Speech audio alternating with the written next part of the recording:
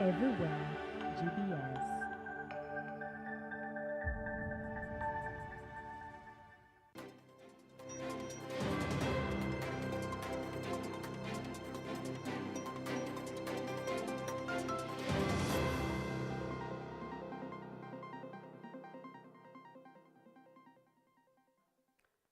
Good evening and welcome to GBS News at 9, where we make your news our business.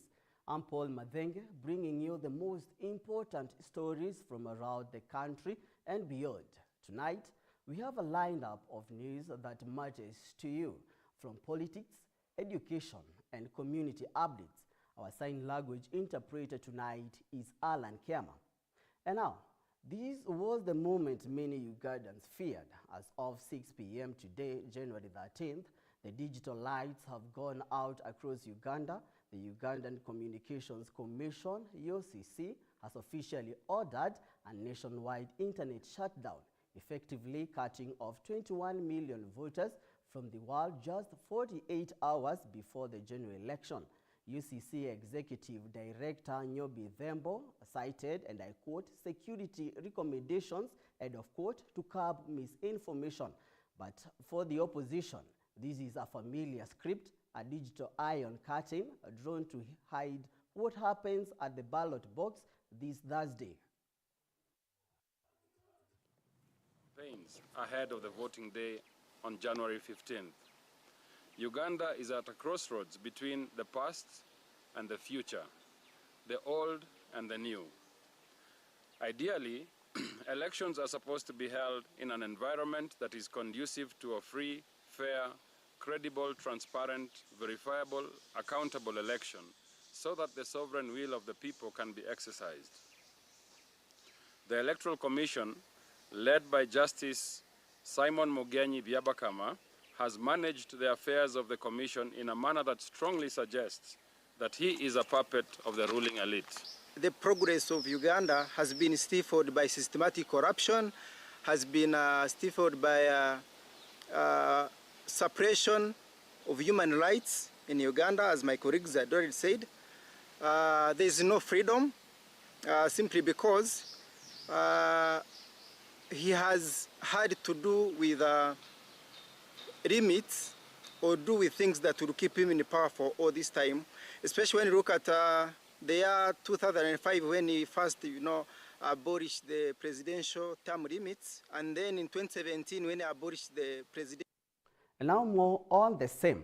In less than 48 hours, over 21 million Ugandans are expected to head to the polls in general election that many say feels more like a battlefield than a ballot. At the center of the storm is a familiar rivalry, the 81-year-old incumbent President Yoweri Museveni seeking a 7th term, and his main challenger, the pop star turned politician Bobi Wine. But as the campaign trail ends, the imagery has shifted dramatically. In October, there was hope. Today, there is a heavy armor, roadblock, tear gas, and a candidate who now refuses to appear in public without a bulletproof vest have become the new standard for the 2026 race, with the capital city increasingly militarized and the opposition alleging a calculated campaign of state intimidation. It's all right. This is the face of democracy in Uganda today. As the clock ticks down to Thursday's high-stakes election, the capital, Kampala, feels less like a campaign trail and more like a fortress. We have not done anything wrong. We have not done anything wrong.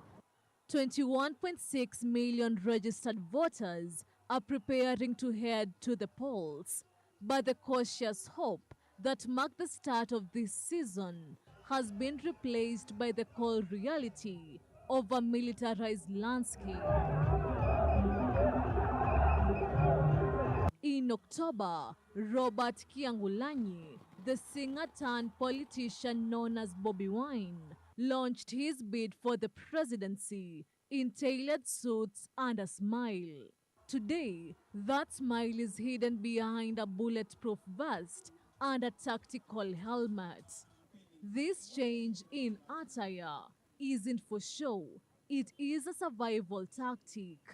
Since being cleared to run in September, Wine's convoy has been a constant target for tear gas, roadblocks, and arbitrary arrests. You sat yesterday with our team and you agreed you're going to let us go to Serere. We're supposed to go to Serere. Why are you doing this now? The 43-year-old opposition leader is taking his second shot at unseating President Yoweri Museveni, but the obstacles are staggering. Mr. Byabakama, the world is watching you. We are here legally, but what you're doing to the people is against the law. That is what the Uganda police is doing. Facing him is the 81-year-old incumbent Yoweri Museveni, who has ruled Uganda for nearly 4 decades, that is, nearly 40 years, and is now seeking a 7th term in office. The state's strategy this year is what analysts called calculated repression. It's not just about the streets, it's about intimidation from the top. Museveni's son, an army chief Muhonzi, has publicly threatened Bobi Wine with violence. We must warn any candidate, presidential or otherwise, who continuously flout the Electoral Commission's guidelines and try to provoke security forces that we shall not stand for it. This indiscipline must stop. The security of the country will not be compromised merely because a particular candidate is campaigning. It doesn't work like that. While the death toll hasn't yet reached the tragic levels of 2021, where over 50 people were killed, the pressure is constant. From the beating of aides in Gulu to the detention of 43 supporters in Barara, the message from the state is clear. Now that you say you're keeping them, because you want to see them the same way anyone can visit people who have been incarcerated, I don't think I need to go to the RPC or where to seek for permission to see people whom you're holding, because this is a known detention facility. So come to visit the people. Since it's good enough, Mr. Abotol, you're saying you're holding them here, so I'd like to see them.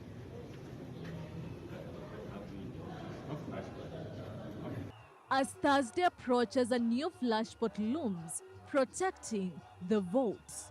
Bobi Wine has urged his supporters to stay within 20 minutes of polling station to prevent fraud, while the state has ordered everyone to leave immediately after casting their ballots. Susan Nganga, GBS News.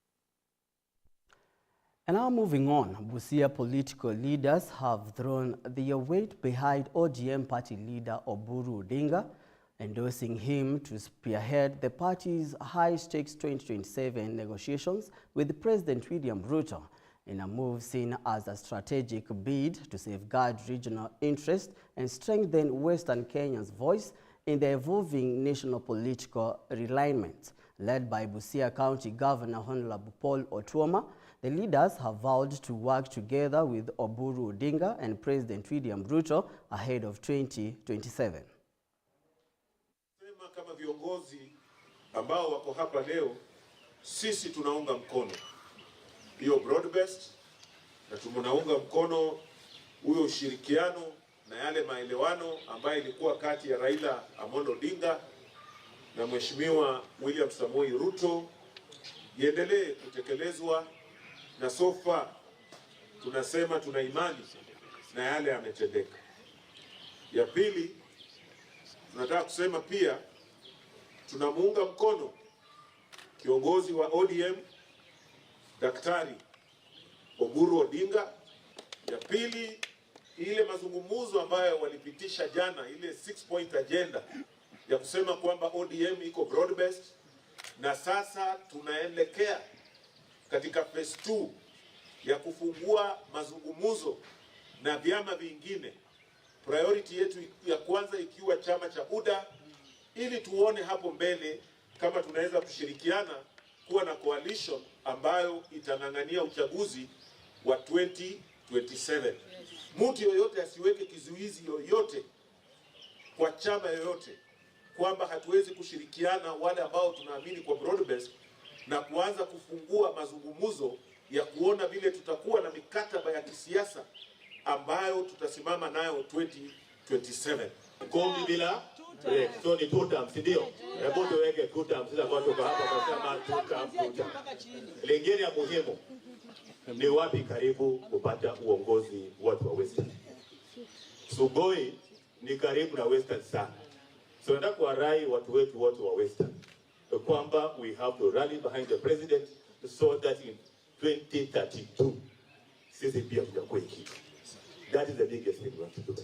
Na sisi kama vyama tofauti ambayo tuko katika bunge la Busia tunaunga mkono na tumefurahia, kwa sababu sisi tunaamini ya kwamba broad based maana yake ni kuleta watu pamoja, maneno ya inclusivity, na tunataka kuhakikisha kwamba ama kumhakikishia kwamba vile mazungumzo imeanza tutaendelea kusemezana, na manufaa ya hiyo mazungumzo ni kuleta watu wa Busia pamoja, kuhakikisha kwamba maendeleo inafika kote katika Busia yetu. Na unajua hii maneno ya broad based ilianzia kule juu na imefika hapa mashinani, ili tuitengeneze, ili tunapoenda pale juu wananchi wetu waweze kupata huduma ya kutosha. Na hiyo ndio maana ya kutuleta pamoja, kutuunganisha pamoja katika hii hali ya. And now it is time for us to take a short break. Keep your feedback streaming into our social media platform at GBS TV Africa. The SMS line is always 21144. We will be right back. Today on the show, we're talking about navigating the long-distance relationship. First of all, the world is now a global village thanks to technology and the internet. When you talk about relationships, when you talk about love, when you talk about feelings, when you talk about emotions, all these things originate from the heart. I never saw in the Bible where someone was married and then the wife was living far away from them, and then there was something that they were building. When it comes to relationships and probably communication, that distance is not a barrier. Yeah. But it is in communication, in effective communication. There is something that long-distance relationships lack, which is very essential for effective relationship building. When you are cooking and the tap gets spoiled, do you try to repair it from that point, or you run to the main source and then you close it?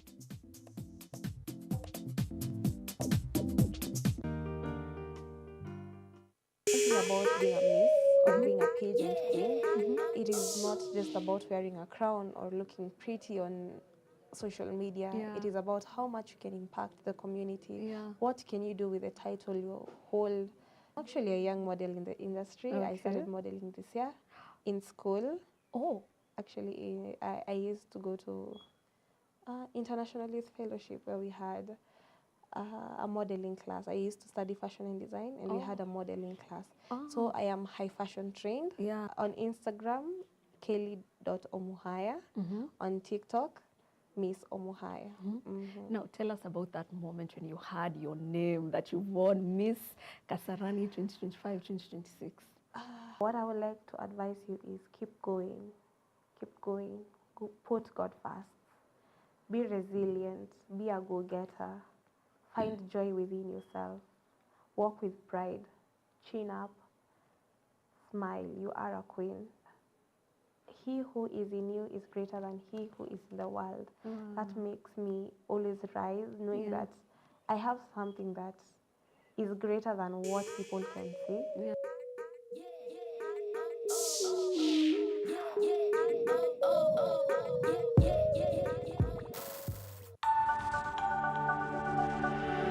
Everywhere, GBS. Welcome back to the bulletin, and now let's move on. The Makueni County government has rolled out an emergency feeding program targeting nursery school children after shaping a rise in starvation and malnutrition cases linked to prolonged drought and beating economic hardship. A move officials say is aimed at keeping young learners healthy, nourished, and in school as families grapple with worsening food insecurity across the region. Here are the details. Our county, the 30 wards, na tumeanza leo ka ward yetu ya KA ambao Mheshimiwa Manzu alikuwa ametega 1.5 million kuanzisha hii program ya school feeding na tumeanza na uji. Watoto wa shule za KA za ECD zikiwa 28 wata benefit out of this program. Wote ni karibu 800 na watakuwa wanakunywa uji kuanzia Monday mpaka Friday. Watoto wengi hawakuwa wanaenda shule, kulikuwa na ukosefu wa chakula. Lakini saa hii tumepata chakula, watoto wengi watakuwa wanaenda shule. Tuliona ni vizuri kutenga hiyo pesa ndio iwe kama mwamsho kwa wale viongozi wengine, wale wanafaa kusimamia ulishaji wa watoto wakitoka chekechea mpaka kwenda hadi form 4. Ndio at least tuongezee idadi ya watoto mashuleni na tuongezee hali ya watoto kuwa wanaweza soma wakiwa kwa hali mzuri. Tuko na watoto 39,000 katika kaunti yetu ya Makueni ambao ni wa ECD. Ningeomba waheshimiwa wale wengine wainge hii mfano so that we launch or we initiate the same programs katika every ward within the 30 of them. And now moving on, Kenyans across the country are reacting to a bold and unexpected move by Kiharu Member of Parliament Didi Nyoro, who has announced a dramatic reduction in school fees for all-day secondary school students in his constituency, setting the fee at just 500 Kenya shillings per term. The announcement made during the launch of the expanded Masomo Bora education program is expected to benefit more than 12,000 learners in 65 public day secondary schools, easing the heavy financial burden on parents and ensuring no student is sent home for lack of fees. In addition to the reduced fees, the program provides daily meals to learners to improve attendance, health, and academic performance. Here are the details. Kiharu Masomo Bora 2026 edition, which we have launched today. Tumesema ya kwamba mwanafunzi yeyote ako grade 10, form 3 and 4 in all the day secondary schools in Kiharu, which are around 65, covering 12,000 learners, that the school fees in Kiharu is only 500 shillings per term. And the learners will take lunch in school from Monday to Saturday. Na sio githeri kila siku. Tuna mix kamchele na kagitheri kidogo wasisahau. And the last Friday of the month in Kiharu, wanafunzi wataendelea kukula chapati, tunyoroki ya maneno vile inafaa. Tumeweka 10 million shillings of buying revision books for our day secondary schools. Tumeweka 50 million shillings ya kuweka mambo ya infrastructure kama laboratories in our day secondary schools. Tumeweka pia mambo ya motivation, the best improved teacher in every sub-county per subject. Tunawapeleka Mombasa for a week at motivation. And in the schools that are the best and the most improved in Kiharu, tunaweka principals wao, what we have been doing. Tunawapeleka Dubai for a week, wote 12, na wale wameenda Dubai last year, tunawapeleka Malaysia. Now moving on, the war on illicit alcohol has escalated in Machakos County after the National Authority for the Campaign Against Alcohol and Drug Abuse, led by Chief Executive Officer Dr. Anthony Omerikwa, seized illegal brew valued at 13 million Kenya shilling in a high-impact crackdown targeting production and distribution networks. The operation carried out in collaboration with security agencies signals renewed resolve by authorities to dismantle the illicit liquor trade blamed for loss of lives, resign health risk and social decay in affected communities. Two notorious distributors of illicit alcohol, and we've been able to nab what we suspect is illicit alcohol worth 13 million Kenya shillings. We are pursuing the owners of these establishments. As we speak now, we've been able to arrest 2 suspects from both places where we did the exploitation. And these are 2 bars. One is called The Beast, and the other one is called the Kabar Connection. We've been able to ascertain that both of these 2 establishments are not licensed. We have come to the end of the news bulletin. It's always a pleasure having you on board. My name is Paul Madenge, and our sign language interpreter tonight has been Alan Kiama. Good night.